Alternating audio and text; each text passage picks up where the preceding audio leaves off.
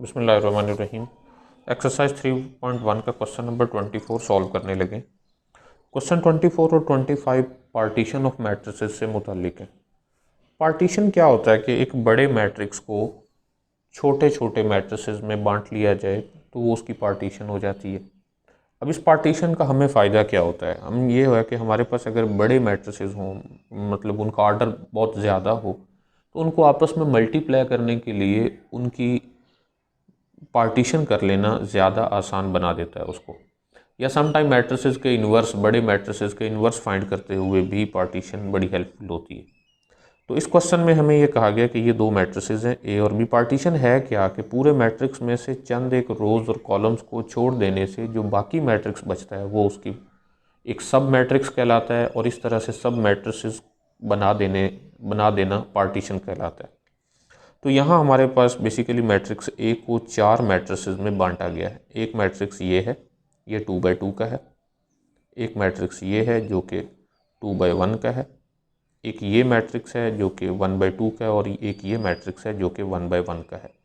इसी तरह बी में भी किया गया है, एक 2/3, 2/1, 3/1 और 1/1। तो इन दोनों को मल्टीप्लाई हमने करना है, लेकिन इसकी इस पार्टीशन को यूज़ करना है, डायरेक्टली मल्टीप्लाई नहीं करना। जैसा कि हम पहले करते रहे हैं कि पहले के नंबर ऑफ़ कॉलम और दूसरे के नंबर ऑफ़ रोज़ को काउंट करके फिर उनको मल्टीप्लाई करते हैं, तो वो टेक्निक अब नहीं अपनानी। तो हम ऐसा करते हैं कि मैट्रिक्स ए को उसके सब मैट्रिसेस की फॉर्म में हम यूँ लिखते हैं। ये जो 2/2 का मैट्रिक्स है इसको हम कह देते हैं A1। ये जो मैट्रिक्स है इसको कह देते हैं A2। ये जो ज़ीरो मैट्रिक्स है तो इसलिए बेहतर है कि इसे ज़ीरो ही लिखा जाए, ज़ीरो। और ज़ीरो भी कौन सा? जिसका ऑर्डर है 1/2। तो मैं यहाँ लिखने लगा हूँ 1 2। तो इससे अंडरस्टूड है कि ये ज़ीरो मैट्रिक्स ऑफ ऑर्डर 1/2 है। और ये एक और मैट्रिक्स है जिसे हम A3 कहते हैं। यहाँ अगर हम अलग से बताना भी चाहें कि A1 A2 क्या क्या हैं, तो हम ये बता सकते हैं कि A1 एक मैट्रिक्स है जो कि स्क्वायर है 1 2 3 4। ओके। जो मैट्रिक्स A2 है वो है 1 0। जो ज़ीरो है 0 1 2 वो है ये वाला रो मैट्रिक्स 0 0। और A3 जो है वो है स्क्वायर मैट्रिक्स ओनली 2। ओके। इसी तरह हम B को भी लिखते हैं, एंड B इक्वल। अब B के भी जो सब मैट्रिसेस हैं वो यहाँ चार हैं। एक ये है, एक ये और एक ये। तो इसको हम कह देते हैं B1, फिर इसको कह देते हैं B2, और ये ज़ीरो है मुकम्मल। और ज़ीरो भी कौन सा? जिसका ऑर्डर है 1/3। तो इसको 1 3 लिख लेते हैं। और ये एक और मैट्रिक्स है, इसको हम कह देते हैं B3। ओके। और यहाँ हम अलग से बताते हैं कि B1 B2 B3 और 0 1 3 क्या क्या है। Where B1 is equal to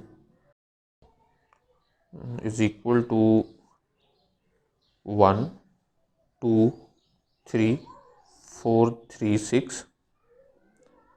इसी तरह B2 होगा हमारे पास इक्वल टू 1 1 और 0 1 3। जैसा कि आइडेंटिटी से ही पता चल रहा है, 0 0 0। और आखिरी है B3 जो कि सिंगलटन है, यानी 1। उसका ऑर्डर 1/1 है। तो ये तो हमने मैट्रिक्स ए और बी की रिप्रेजेंटेशन लिख ली कि ये इस तरह के हैं। अब इनको मल्टीप्लाई करते हैं A B mean matrix A. Matrix A में ये जो एलिमेंट्स हैं, ये जो सब मैट्रिसेस हैं, इनको एज ए एलिमेंट ट्रीट किया जाए। A1 A2 0 1 2 A3 और मल्टीप्लाई विद B1 B2 0 1 3 और B3।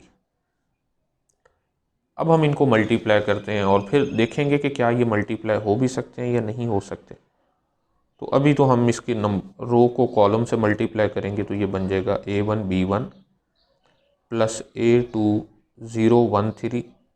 Next first row second column A1 B2 plus A2B3, इसी तरह 012B1 प्लस A3013, और इसी को जब इससे मल्टीप्लाई करेंगे तो 012B2 प्लस A3B3। तो ये हमारे पास मैट्रिक्स होगा AB। लेकिन ये मालूम करने के लिए हमें पहले इन चारों की वैल्यूज़ फाइंड करना होंगी अलग अलग। तो ऐसा करते हैं, इसको हम इक्वेशन नंबर 1 कह देते हैं। तो हमें यहाँ A1B1 प्लस A2013 ये और ये मालूम करने होंगे और फिर इनकी वैल्यूज़ यहाँ पर पुट करेंगे।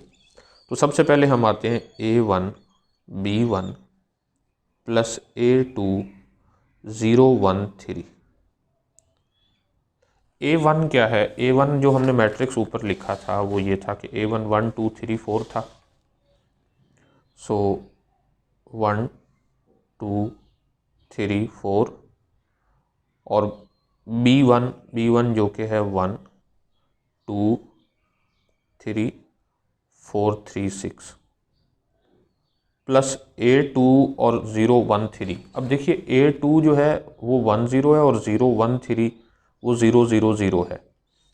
तो चलें एक स्टेप में हम इनकी वैल्यू पुट भी कर लेते हैं, बाकी डायरेक्ट बता दिया जाएगा। इंटू 0 0 0।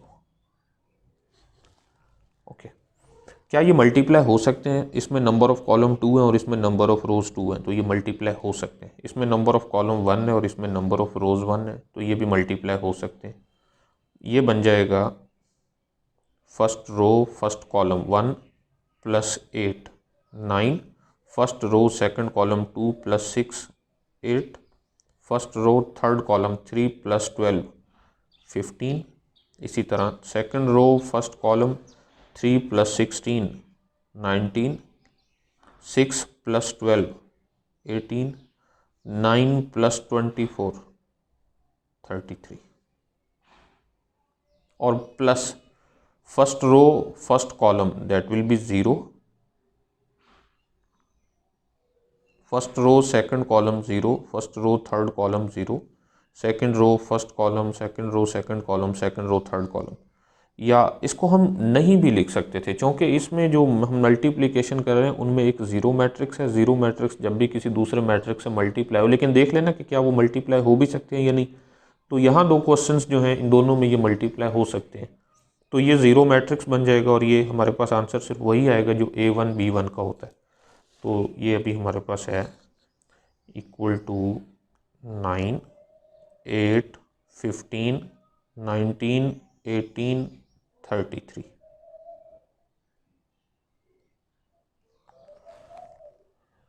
ओके, तो अब हम बात करते हैं इसके अलावा जो बाकी थे वो वैल्यूज़। यानी ये फर्स्ट एलिमेंट तो हो गया। सेकंड एलिमेंट के लिए क्या करेंगे? सेकंड एलिमेंट पे हमें चाहिए A1B2 प्लस A2B3। तो इसकी वैल्यू भी पुट करेंगे। A1 मैट्रिक्स था 1 2 3 4 इंटू B2, तो मैट्रिक्स B2 पुट करेंगे जो कि है हमारे पास 1 1, प्लस A2 है 1 0, और B3 एक स्क्वायर मैट्रिक्स है ओनली 1। तो ये मल्टीप्लाई हो सकते हैं, जो कि इसमें नंबर ऑफ कॉलम और इसकी नंबर ऑफ रोज सेम है, इसके नंबर ऑफ कॉलम और इसकी नंबर ऑफ रोज भी सेम है। तो मल्टीप्लाई करेंगे तो first row first column 1 plus 2 3, first row second column तो है ही नहीं। ओके, इसी तरह second row first column 3 plus 4 7, plus जब इसको मल्टीप्लाई करेंगे फर्स्ट रो फर्स्ट कॉलम 1 और सेकंड रो सेकंड कॉलम ये 0। अगर देखा जाए तो ये आइडेंटिटी मैट्रिक्स है, हम वहीं पर B3 को भी आइडेंटिटी लिख सकते थे।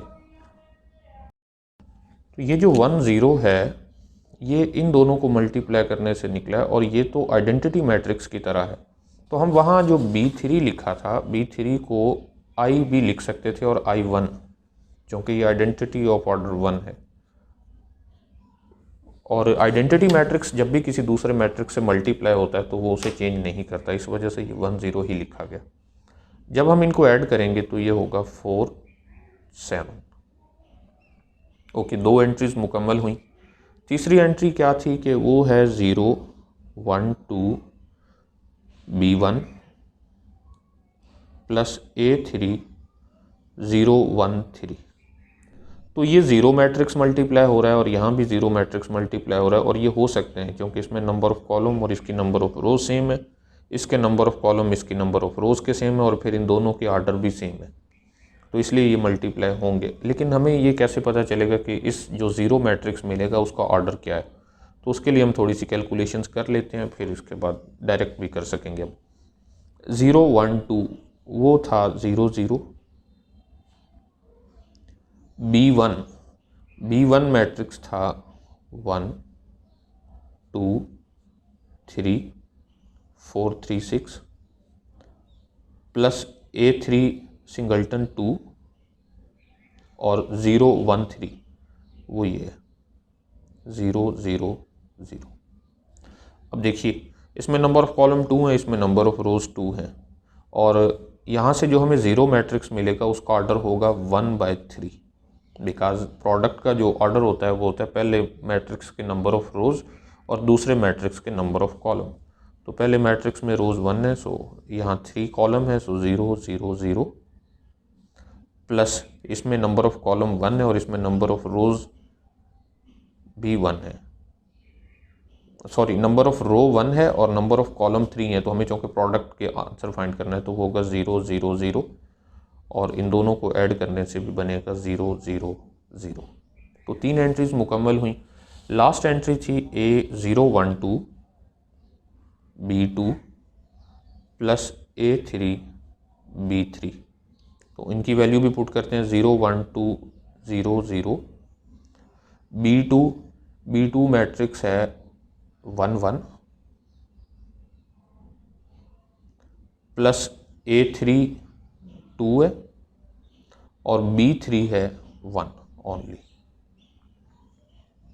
तो ये इक्वल हुआ फर्स्ट रो फर्स्ट कॉलम 0 और ये भी 0, क्योंकि ये ज़ीरो मैट्रिक्स मल्टीप्लाई होगा तो 0 बना देगा, प्लस 2 सॉरी 0 प्लस 0 होगा, प्लस 2 ओनली। तो ये बन गया 0 प्लस 2 यानी सिर्फ 2। तो इस तरह से चारों एलिमेंट्स तो मुकम्मल हो गए। अब हमें यहाँ पुट करना होगा मैट्रिक्स ए बी में। मैट्रिक्स ए बी में पहली एंट्री, दूसरी एंट्री, तीसरी और ये चौथी, तो हम इसको ज़रा पुट करते हैं। सो ए बी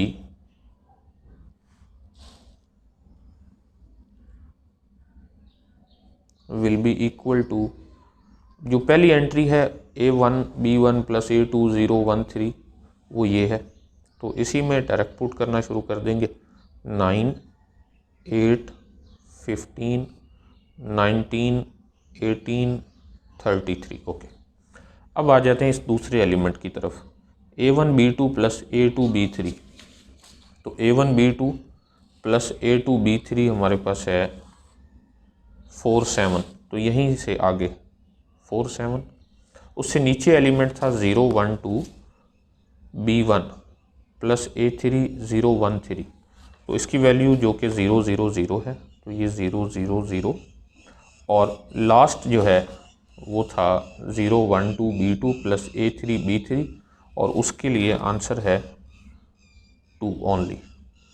तो ये बड़े ख़ूबसूरत किस्म की पार्टीशन होती है, इसमें वो एंट्रीज खुद ब खुद फिल होने लगती हैं। यानी वो जो गैप होता है, आपने देखा कि यहाँ ये जो मैट्रिक्स था ये 2/3 का था, फिर यहाँ 2/1 का हुआ, यहाँ 1/3 का, और फिर यहाँ 1/1 का। इसको पार्टीशन की फॉर्म में लिखने की ज़रूरत नहीं है, ये लाइनें लगाने की ज़रूरत नहीं, ये वैसे आपको समझाने के लिए लगाई हैं। ओके।